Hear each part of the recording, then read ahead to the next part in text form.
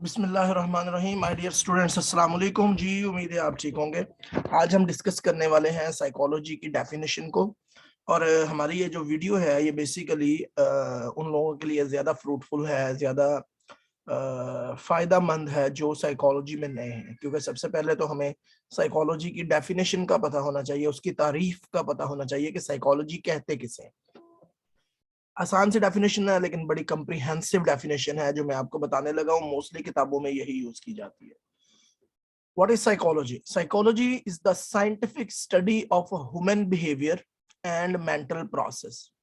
कोई भी आप किसी भी डिसिप्लिन की आप डेफिनेशन देख लें तो वो एक स्टडी होती है डिफरेंट चीजों की। जिस तरह आप केमिस्ट्री की डेफिनेशन देख लें कि जी वो साइंटिफिक स्टडी होती है डिफरेंट केमिकल्स की, डिफरेंट एक्शन रिएक्शंस की। इसी तरह आप फिजिक्स की देख लें, वो साइंटिफिक स्टडी होती है मैटर्स की और मूवमेंट की और मोशन की।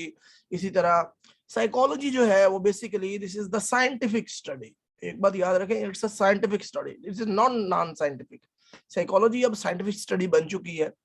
Psychology is the scientific study of human behaviour and mental process.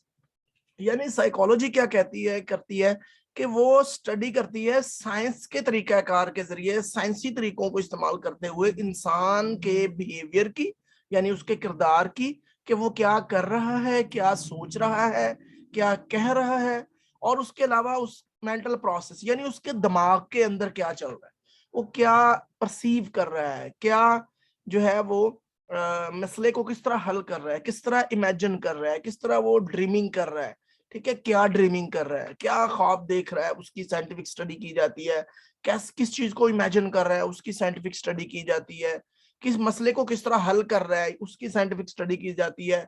पर किसी भी चीज को किस तरह परसीव कर रहा है, उसको देख रहा है, उसकी भी साइंटिफिक स्टडी की जाती है।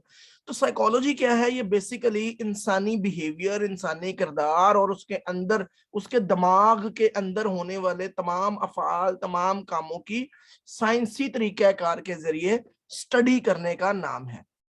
अब अगर हम साइकोलॉजी की डेफिनेशन को ब्रॉड तरीके से देखें तो तीन मेजर कॉन्सेप्ट्स जो है वो साइकोलॉजी की डेफिनेशन में पाए जाते हैं। पहला कॉन्सेप्ट क्या है? Scientific study. दूसरा ह्यूमन बिहेवियर। तीसरा मेंटल प्रोसेस। मैंने आपको बताया पहले ही कि जब हम साइकोलॉजी की डेफिनेशन को बात करते हैं तो it's a scientific study of human behaviour and mental process, यानी साइंसी तरीकाकार को इस्तेमाल करते हुए इंसानी बिहेवियर या किरदार और उसके दिमाग के अंदर होने वाले कामों के बारे में उसको जज किया जाता है, स्टडी किया जाता है। तो तीन कॉन्सेप्ट हो गए, एक साइंटिफिक स्टडी, एक ह्यूमन बिहेवियर, एक मेंटल प्रोसेस, जो कि डेफिनेशन के अंदर मेजर जो है वो अपना पोर्शन रखते हैं, मेजर काम करते हैं। ठीक है जी, अब हम इनको देख लेते हैं वन बाय वन ताकि आपको थोड़ा सा समझ आ जाए। इसको इस दफा जो है वो मैंने डिटेल में पढ़ा रहा हूँ। पहले भी मैंने जो है वो वीडियो अपलोड की थी, लेकिन इस दफा जो है मैं इसको ज्यादा डिटेल में पढ़ाने की कोशिश कर रहा हूँ। साइंटिफिक स्टडी क्या होता है? Use of scientific methods in studying behaviours and mental processes. आप बिहेवियर को स्टडी करने के लिए और मेंटल प्रोसेस को स्टडी करने के लिए साइंटिफिक मेथड का इस्तेमाल करते हैं, साइंसी तरीकाकार का इस्तेमाल करते हैं। मसलन कौन से साइंटिफिक तरीकाकार हो सकते हैं नफ्सियात में या साइकोलॉजी में? जब आप आगे चल के पढ़ेंगे तो आप इनको डिटेल में पढ़ेंगे। एक्सपेरिमेंटल मेथड हो सकता है, ठीक है जी। उसके अलावा ऑब्जर्वेशनल मेथड्स हो सकते हैं, सर्वेज हो सकते हैं, केस स्टडीज हो सकती हैं।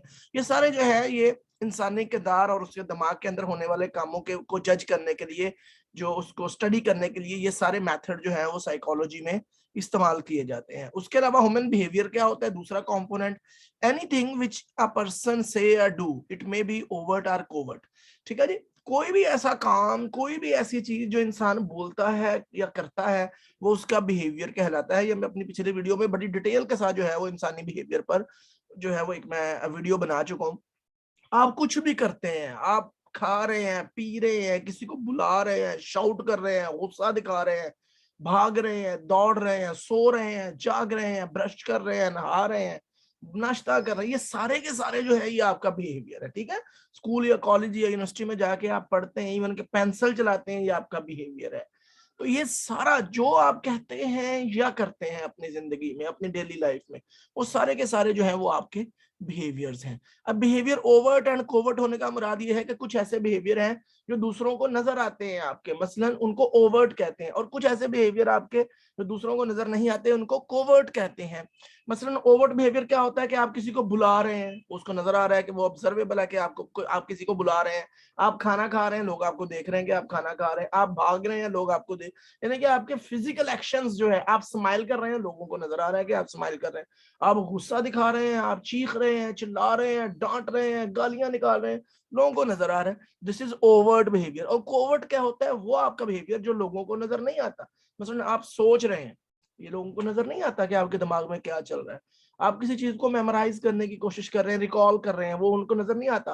आप ख्वाब देख रहे हैं, वो लोगों को नजर नहीं आता कि आप कौन सा ख्वाब देख रहे हैं। आप किसी चीज को इमेजिन कर रहे हैं, अपने दिमाग में एक तस्वीर बना रहे हैं, इमेजिनेशन में डे ड्रीमिंग कर रहे हैं, लोगों को नजर नहीं आता कि आप डे ड्रीमिंग में आप शहजादे या शहजादी बनी हुई हैं। तो वो क्योंकि ऐसा ही होता है ना डे ड्रीमिंग, आप अपने आप को भी इलाके का डीसी समझ रहे होते हैं, मैं डीसी हूँ, मैं आ रहा हूँ, ये this is the day dreaming basically. ठीक है, ये भी जरूरी होती है to some extent for the human, for the survival of the human being. तो ये क्या होता है बेसिकली? ये इंसान का बिहेवियर है। कुछ ओवर्ट होते हैं, कुछ कोवर्ट। ओवर्ट वो जो दूसरों को नजर आते हैं, कोवर्ट वो जो दूसरों को नजर नहीं आते। एट द एंड हम बात कर लेते हैं तीसरा कंपोनेंट जो साइकोलॉजी की डेफिनेशन का है, that is mental process. Any function that take place in the mind, कोई भी ऐसे काम जो दिमाग के अंदर होता है, यानी जैसे मैंने आपको बताया सोचना, ठीक है, इमेजिन करना, उसके अलावा आप कह सकते हैं कि प्रॉब्लम सॉल्विंग, आप दिमाग में सोच रहे हैं कि चीजों को हल कैसे करना है, मेमोराइजेशन, ड्रीमिंग, और बहुत परसेप्शन, लर्निंग। समटाइम आप चीजों को लर्न कर रहे होते हैं लेकिन बाहर बंदा आपको जो है वो नजर नहीं देख सकता कि आप चीज को लर्न कर रहे हैं, आप आंखों ही आंखों में देख के दूसरों को लर्न कर रहे हो। तो ये सारे के सारे जो भी आपके दिमाग के अंदर चल रहे होते हैं, ये आपके मेंटल प्रोसेस होते हैं। Cognitive functions term also used for the describing mental functions as well. ठीक है, तो जो कॉग्निटिव फंक्शन, जिस तरह मैं आपको बता रहा हूँ कि समटाइम इसको हम कहते हैं कोवर्ट बिहेवियर भी, हम टू सम एक्सटेंट हम इसको कह सकते हैं, क्योंकि मेंटल दिमाग के अंदर हो रहे होते हैं। ठीक है, तो दिस इज कॉग्निटिव फंक्शन, इसको हम कॉग्निटिव फंक्शन भी कह सकते हैं। तो ये जो है वो basically this is the definition of the psychology. इसको ब्रॉड मैंने आपको समझा दिया है कि साइकोलॉजी की क्या डेफिनेशन होती है। The scientific study of human behaviour and mental process, साइंसी तरीकाकार का इस्तेमाल करते हुए इंसान के किरदार या बिहेवियर और उसके अंदर मेंटल प्रोसेस यानी दिमाग के अंदर होने वाले कामों को स्टडी किया जाता है, एग्जामिन किया जाता है, जांचा जाता है, उसको हम साइकोलॉजी कहते हैं। उस ब्रांच को जो ये करती है उसको हम साइकोलॉजी कहते हैं। फिर मैंने आपको बता दिया साइकोलॉजी की डेफिनेशन में तीन इंपॉर्टेंट कंपोनेंट्स हैं, साइंटिफिक स्टडी है, उसके ह्यूमन बिहेवियर है और मेंटल प्रोसेस है। कोई चीज समझ नहीं आती तो you can ask me and you can comment me. इंशाल्लाह I will try to my level best to explain your desired point. तो अगर आप न्यू हैं हमारे चैनल पे तो आपसे रिक्वेस्ट है कि हमारा चैनल सब्सक्राइब कर लीजिए।